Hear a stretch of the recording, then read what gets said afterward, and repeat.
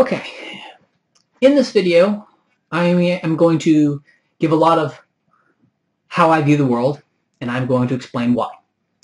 First, it is my opinion that nationalism, either overt nationalism or effective nationalism, is inevitable. Right? Even people who say, well, I'm not a nationalist, I'm an anarchist, or I'm a progressive, I'm a global socialist, or whatever, or I'm a Randian libertarian, or I'm a fan of Stefan Molyneux. We're all anti-nation as can be. Well, I find that idea highly dubious. The reason for this. The reason I find it highly dubious is because of how humans evolved. Humans evolved in groups, and in their groups, they had circles of empathy. Circles of empathy with, as you get further out, breadth increases, but depth decreases. So it gets wider, but shallower. The deepest is right in the nuclear family. And in fact, in the nuclear family, it is so deep that a father could sacrifice his own life so that his son or daughter could survive. Right? That is how deep it is. And then as you get out to the tribe level, say the 150 people that you know, your Dunbar's number, your primary unit, it gets wider, but it gets shallower. And then as you get to people genetically closer to you, it's a little bit shallower then, and then you get further out. And so that's how humans evolved. They evolved with differing degrees of empathy. And it makes sense from an evolutionary standpoint, because groups that sacrificed themselves for each other won out over groups that were more individualistic. And that's how evolution happened. Humans evolved in groups, and so what we're looking at when we're looking at, we're not looking at which individuals of humans won out, we're looking at which groups of humans won out.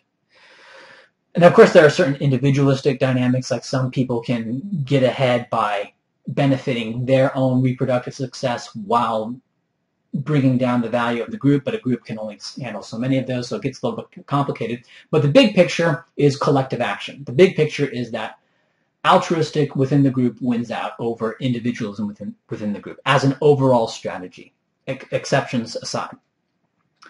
So in this way, we would expect nationalism of a sort to be normal. And so when people say, well, I certainly like my friends and family, and I will help them out and stuff like that, I am not a nationalist. Well, I think what is happening with a lot of these people is that they are piggybacking their national identity onto some pure ideology. For example, Arab national identity piggybacking on Islam. There have been a lot of people who have argued that Islam is a form of Arabic nationalism. I would further say that Chinese nationalism piggybacking on communist ideology, piggybacking on communism. And you see this, for example, I'll give three big examples: China, North Korea, and the Soviet Union. Stalin took over the Soviet Union. The idea at first was to have a global, worldwide revolution and to break down national identities and barriers. Stalin disagreed. Stalin said, let's have socialism in one country, Russia, and Russia-like countries like Ukraine and Belarus. And that was a form of national socialism. Right? Russia was the nation, and it was a form of massive collectivism for that national identity. Look at the same thing in China. You look at the Chinese, the Beijing Olympics. They're a communist country. Well, if they're a communist country, why do they have all these Chinese cultural artifacts? If they are a communist country, why does the Chinese government act within within the perceived best interests of the Chinese nation? Why aren't they just as concerned with the well-being of Chinese as they are with blacks in sub-Saharan Africa? Why is that? I mean, if they're a global revolution, global communists, they should be just as concerned with the well-being of the Africans as they are with themselves, with the Chinese. But they're not.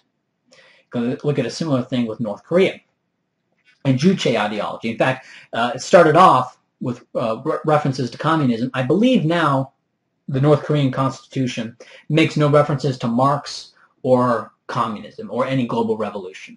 Right? They are pure National Socialism right now. And I'll also look at groups like African Americans in the U.S. and mestizos in the U.S. voting Democrat. And I believe they are voting Democrat largely out of a racial thing. And it's not much of a stretch to say that, because many of them actually say that, openly say that. If you vote Republican, you're voting for white. You're voting for the interest of white people against the interest of mestizos and black people. And you have all these, and there's a funny thing. There's on Hot Air, Michelle Malkin, they made up this funny group called Walnut. It was like the sister organization of Acorn. And what they did is they went around to a bunch of black people and asked them why they were supporting Obama. And what they did was they read off John McCain's positions and said, so do you support this? And saying that this was Obama's position. And they said, yeah, I support increasing troops abroad. Yeah, I support foreign intervention. Yeah, I support, cutting taxes here or there, because they believed those were Obama's positions. And I think that's very clear what's going on there, is that they're voting Democrat, and that's just kind of a cover. That's just sort of a front for what they're really voting for, is their national identity, their racial nationalism. Now, why, and another thing I want to bring up is that, and this is not something I'm making up, there is at least one study that shows this, but when you see someone who is more similar to you in appearance doing something you find reprehensible, or saying something reprehensible, or believing something reprehensible, you are going to hate them more than if someone who is who looks less like you doing it. Right? So if a black person, let's say you're white, and a black person says something that you find reprehensible, but a white person says the same thing, you're probably going to dislike the white person more.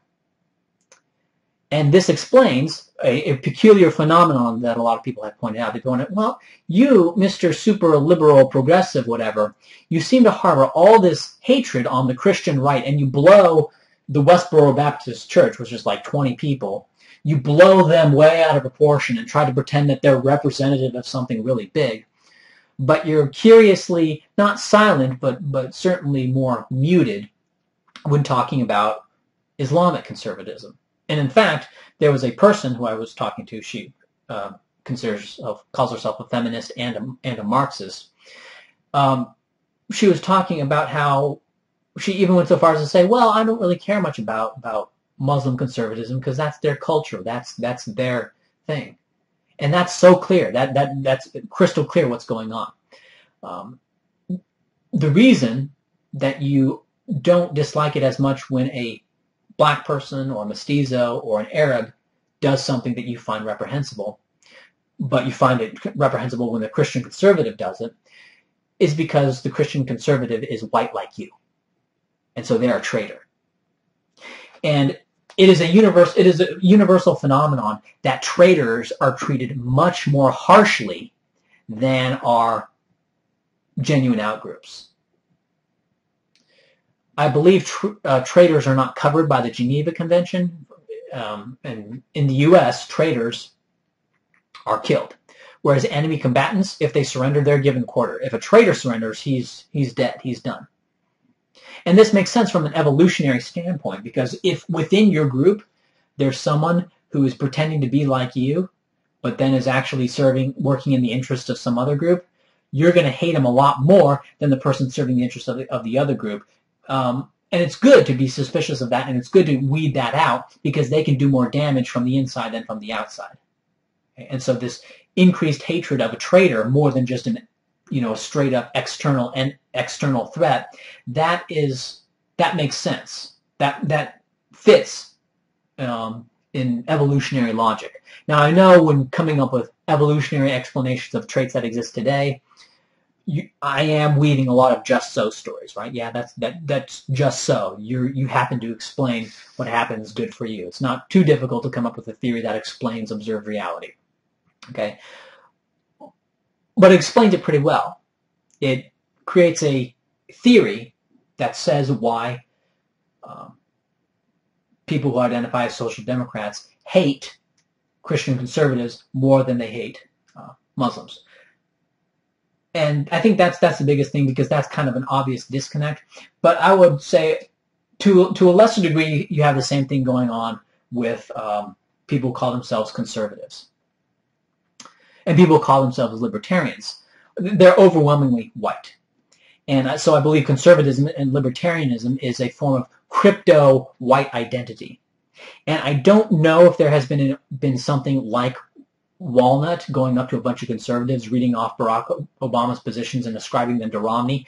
I haven't seen that done, but if it is done, you would probably find the same result. It's not really the policies that matter. For example, you look at George Bush and his, wiretapping.